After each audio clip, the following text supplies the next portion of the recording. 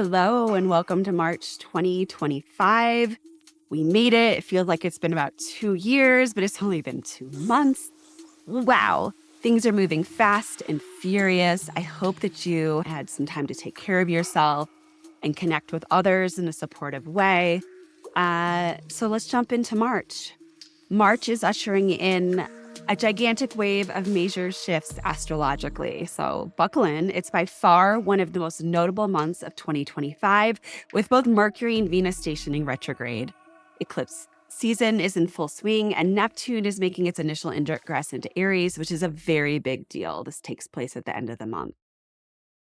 So, for this month, the zodiacal signs of Aries and Pisces are largely highlighted throughout the month, specifically the first 10 degrees of Aries and the last 7 degrees of Pisces. So take a look at your chart to see if you have any planets or angles situated at 0 to 10 degrees of Aries, Cancer, Libra, or Capricorn, and or 23 to 29 degrees of Gemini, Virgo, Sagittarius, and Pisces.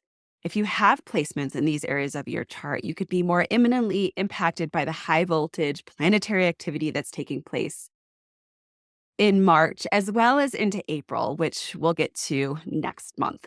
But really, mostly impacted this month. This is where the vast majority of the activity this month that is taking place.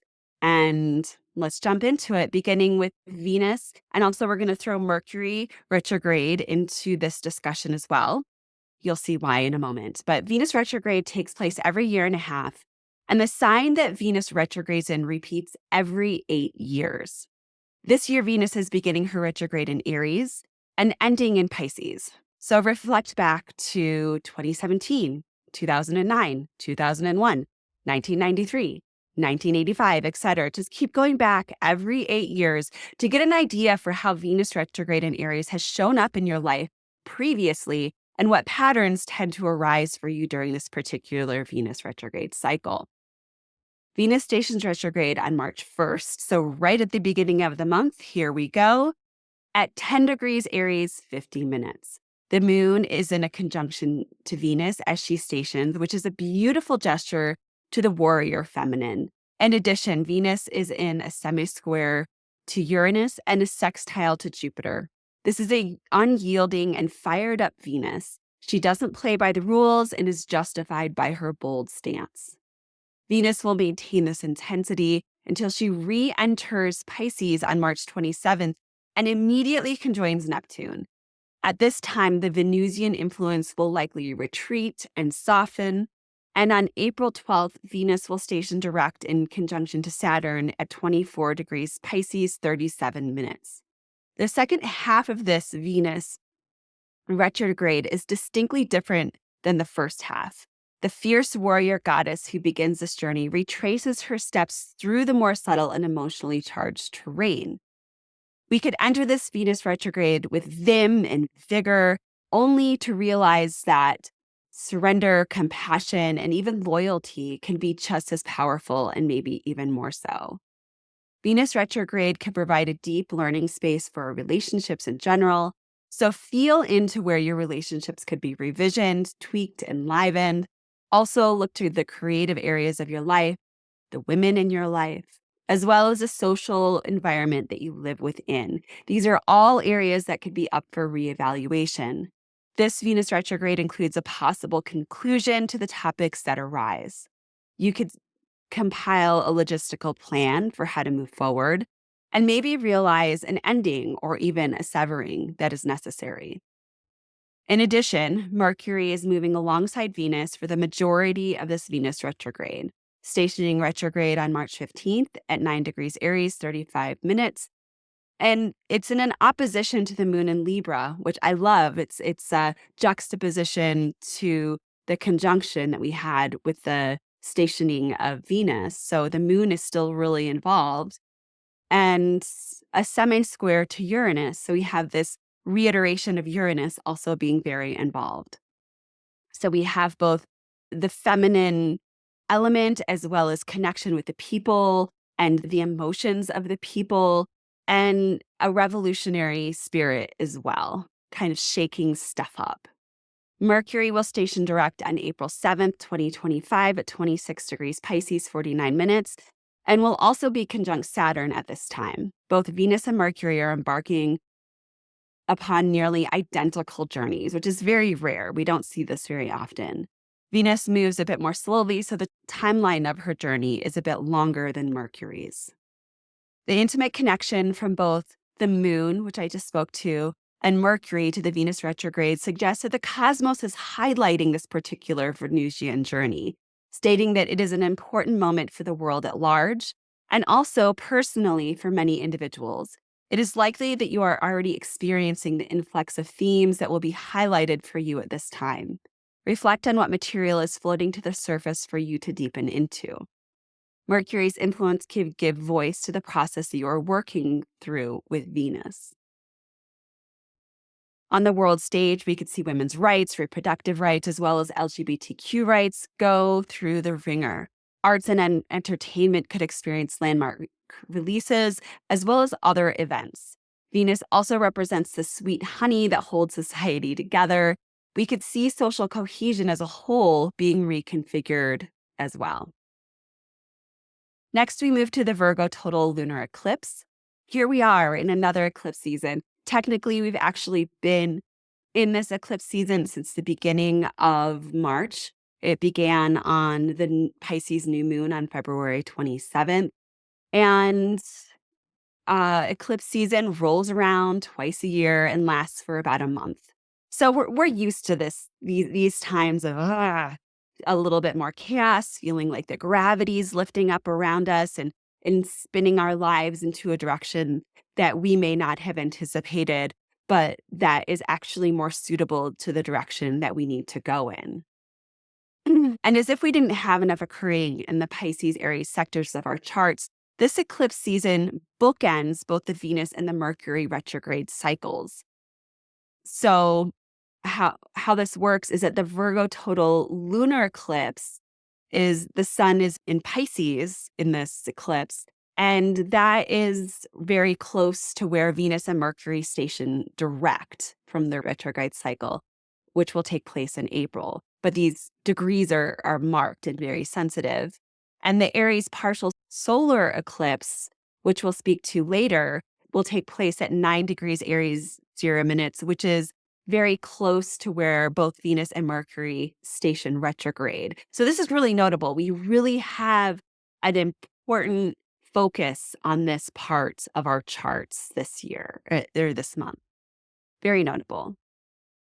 In March and April, we are continually brought back to this liminal area of the zodiac, the nebulous ending that Pisces submerses us into, and the fiery rebirth that Aries ignites for us.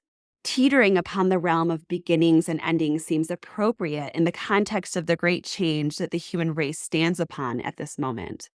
We can feel the transformation deep within our bones and within our souls.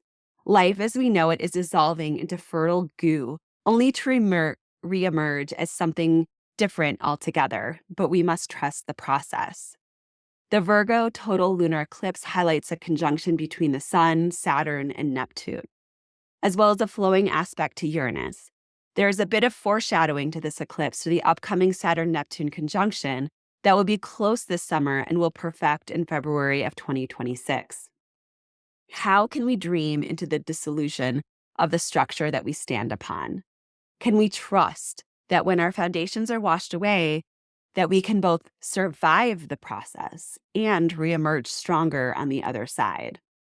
We are invited to dare to envision a life outside of the realms. We are invited to do this in the midst of the chaos, confusion, and overwhelm, because in this environment, anything is possible. The illusion of control can be released in the sign of Pisces, allowing for the presence of freedom and possibility.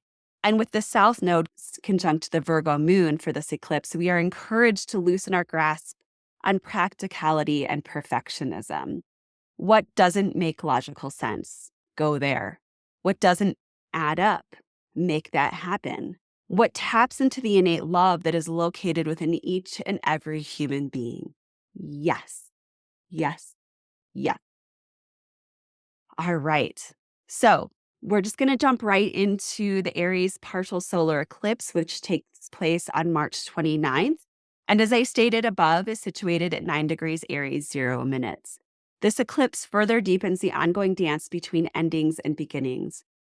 The way that we tend to endings is pertinent to how the new beginning will manifest. Every moment depends upon the other, and our life is really embedded with small, minuscule to very big endings and beginnings. On its own, a solar eclipse in Aries is visionary, action-oriented, and brave. Interestingly, this eclipse is also semi-square to Uranus, a theme that we continually see with anything that's occurring at this degree at this time, adding more fuel to the fire as well as the potential for sudden events and even disruption. However, both the sun and the moon are in a parallel relationship with Saturn, which adds a grounding effect as well as concrete consequences to whatever is occurring at this time.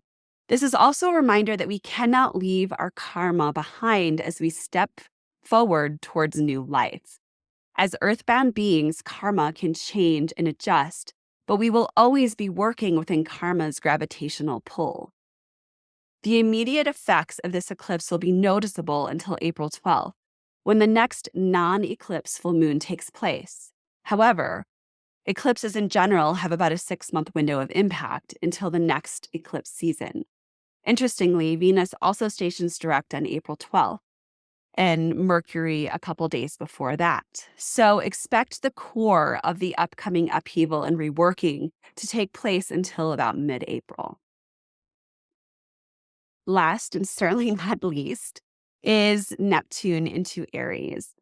To make matters more intense at the end of the month, Neptune will be embarking upon its initial ingress into the sign of Aries on March 30th. This will be baked into the Aries partial solar eclipse dynamic as well. We have experienced Neptune in Pisces since 2011, and it illustrates the influx of natural healing, remedies, yoga, meditation, psychedelics, increased spiritual interest, plus much, much more. Neptune represents the psyche of the people, the invisible agreements that bind us all together, the collective subconscious, shared dreams, illusions, arts, and beliefs without need for proof. So faith.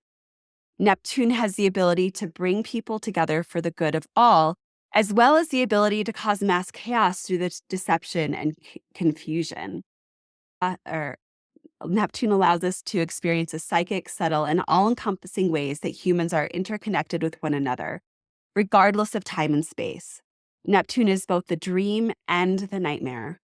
When you are within Neptune's realm, you realize that there is fluidity between hope and fear, and subtle changes that can thrust you into one or the other. Intuition is key to navigating Neptune's waters, which is why Neptune is often likened to Pisces. We are already feeling the effects of this massive shift. Neptune in Aries lifts up and idealizes the hero, the manly man, the warrior. In the summer of 2024, as Neptune was less than 1 degree from the sign of Aries, is when now President Trump was nearly assassinated.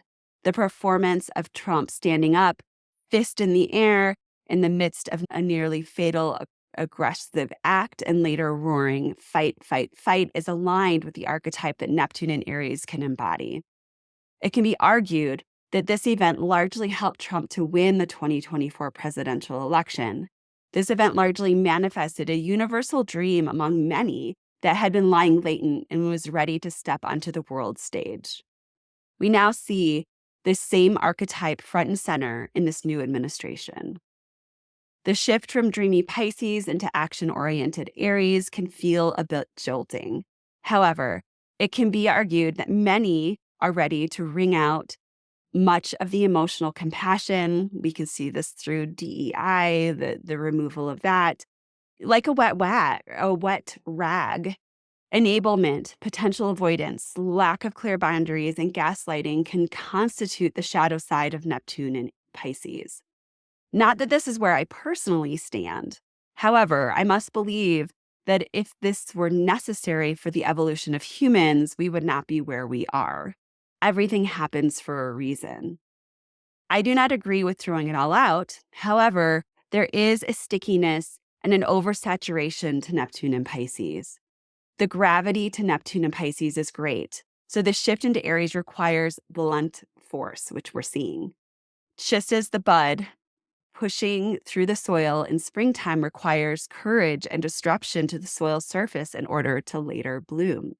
Something fuller and more evolved is in process, but right now it feels like a big mess.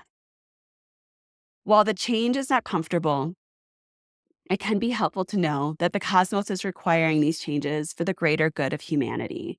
Trust that the work surrounding compassion and care that was cultivated over the years with Neptune and Pisces will remain in the human toolbox. But in order to create something new, we need to start over.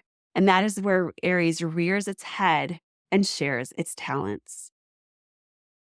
So in closing, as with all eclipse seasons, be sure to clear some room on your calendar in order to take care of yourself.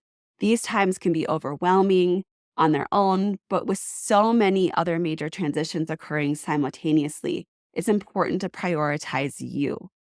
Fiercely protect your well-being and your needs. The others in your life can handle it, I promise. They will appreciate your goals, and it will give them permission to do the same. I also encourage you to participate in meditation this year, even if it's only for 10 minutes a day. The world needs you to be strong within yourself. Connecting with Source, with God, with your guides, to your higher self is very important at this time. This is where the pertinent information lies. So please look within and bring that forward into the world in whatever way that you can. Even if this is just being kind at the grocery store or showing up for those in your life in a better way, the world will notice and humankind will benefit. The noise, it's noisy, and it will continue to be. Tune out for a moment to check in with your truth. The world is in desperate need of your truth and your love. All the love to each of you. We'll see you next month. Bye, everybody.